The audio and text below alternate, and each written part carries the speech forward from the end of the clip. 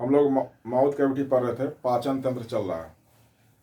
पाचन तंत्र के अंग के बारे में जानकारी ले रहे थे, जिसमें माउथ कैविटी, मुख गुहा चर्चा चल रहा था। मुख गुहा में 3 तरह का संरचना है, दांत, जीभ और लार ग्रंथि। दांत के बारे में जानकारी लिए, अब अगला जानकारी हम जीभ और लार ग्रंथि के बारे में लेंगे। तो दूसरा मुद्दा बनाते हैं हम जीभ को, टंग। ये टंग का एक स्ट्रक्चर है, इसमें स्वाद ग्रंथि, टेस्ट बड पाया जाता है, जिससे विभिन्न प्रकार के स्वाद का पता चलता है। सबसे आगे लेटरल साइड में मीठा, नमकीन, खट्टा, तीखा, बीटर, और ये एक संरचना है जिसको टॉन्सिल कहते हैं। स्वीट, साल्ट, सॉर, बीटर, ये जीभ का जो है स्वाद का लोकेशन, उसके सीरीज से भी क्वेश्चन होता है, तो ध्यान में रखें। जीभ के पिछले सिरे पर टॉन्सिल एक संरचना है जिससे लिम्फ स्रावित होता है। अब ये लिम्फ रोगाणु को, बैक्टीरिया, वायरस को मारने का काम करता है। अब कभी कभी टॉन्सिल में सूजन होता है, तो जिसको टॉन्सिलाइटिस कहते हैं। टॉन्सिलाइटिस में सूजन हो जाएगा, स्वेलिंग हो जाएगा, तो गलाला करने से या एंटीबायोटिक का प्रयोग करने से ये ठीक होता है। अगला मुद्दा हम बनाते हैं लार ग्रंथि, सेलेब्री ग्लैंड। मनुष्य में संख्या 3 जोड़ा होता है, खरगोश में 4 जोड़ा होता है। मनुष्य में सबसे बड़ी लार ग्रंथि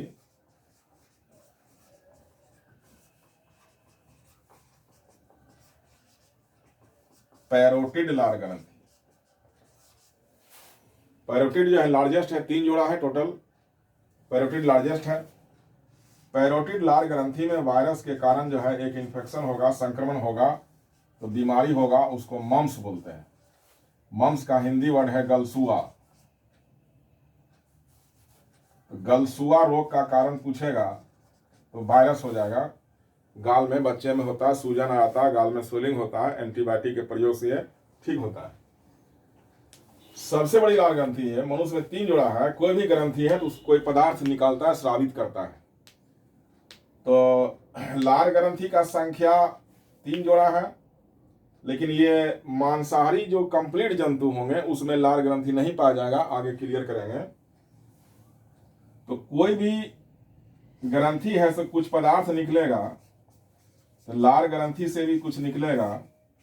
तो लार ग्रंथि से निकलने वाला पदार्थ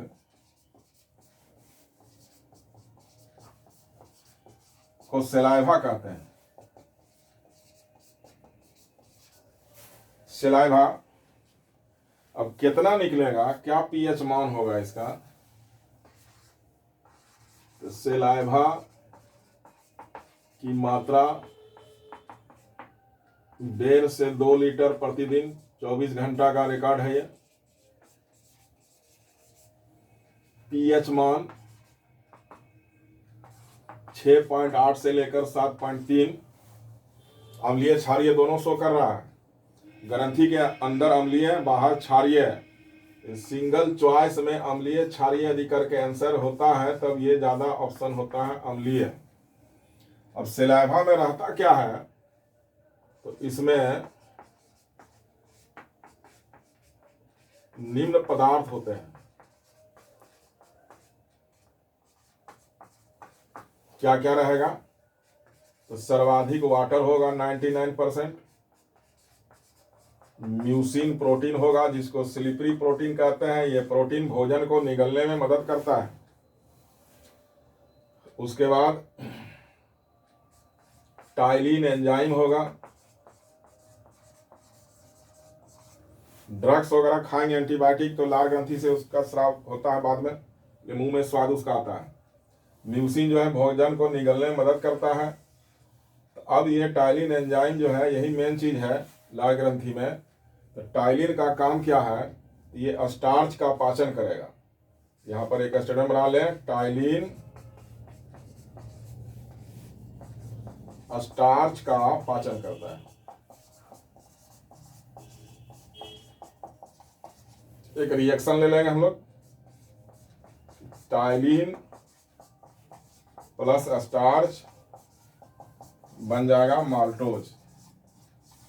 स्टार्च एक प्रकार का कार्बोहाइड्रेट है, पॉलीसेकेराइड है, जिसका पाचन शुरू हो गया। तो यहाँ पर कई क्वेश्चन है कि सर्वप्रथम किसका पाचन होता है, तो कार्बोहाइड्रेट का पाचन होता है। प्रोटीन नहीं पचा है, फैट नहीं पचा है, कार्बोहाइड्रेट पचेगा। स्टार्च जो है प्लांट प्रोडक्ट भोजन में पाया जाता है, एनिमल प्रोडक्ट भोजन में नहीं पाया जाता है। इसलिए जो जंतु प्लांट प्रोडक्ट भोजन का ग्रहण करते हैं उसी में स्टार्च का पाचन होगा। जो प्लांट प्रोडक्ट नहीं लेता है उसमें स्टार्च को पचाने की आवश्यकता नहीं है। इसलिए कंप्लीट मांसाहारी जंतु में लार ग्रंथि नहीं पाया जाता है।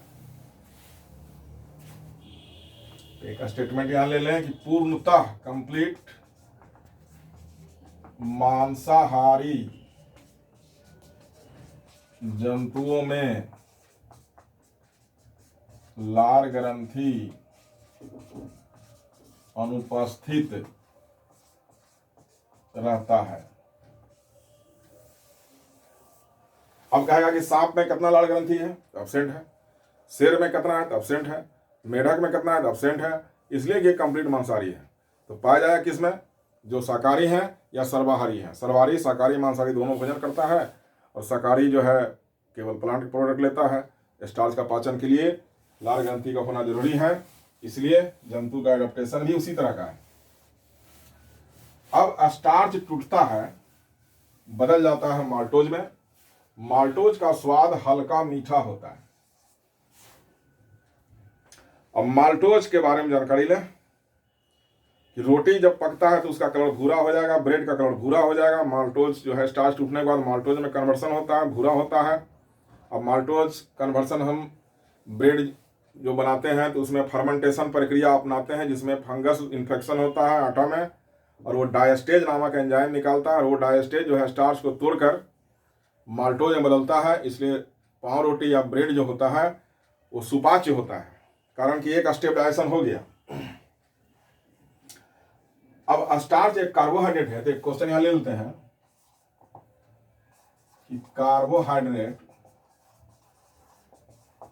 का सर्वप्रथम पाचन कहां होता है। आंसर होगा मुख गुहा में लार ग्रंथि के द्वारा। अभी प्रोटीन नहीं पचा है। या पूछेगा कि निम्न में किसका पाचन सर्वप्रथम होता है, प्रोटीन, कार्बोहाइड्रेट, फैट। आंसर होगा कार्बोहाइड्रेट। माल्टोज एक प्रकार का शुगर है। एक टर्म हम लोग यूज करेंगे शुगर, शर्करा हिंदी वर्ड है, क्या है, तो वैसा कार्बोहाइड्रेट जिसका स्वाद मीठा हो उसे शुगर कहते हैं। कार्बोहाइड्रेट का वैसा प्रकार जो मीठा लगे खाने में उसको शुगर कहते हैं। अब कई प्रकार के माल्टोज, इसको माल्ट शुगर कॉमन नाम है, मोटे अनाज में पाया जाता है। सुक्रोज, कैन शुगर गन्ना में पाया जाता है। ग्लूकोज, ब्लड शुगर या ग्रेप शुगर अंगूर में पाया जाता है। लैक्टोज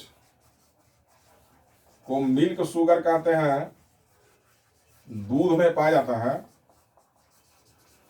फ्रुक्टोज स्वीटेस्ट शुगर है, सबसे मीठा लगने वाला शुगर है, शहद में, हनी में पाया जाता है।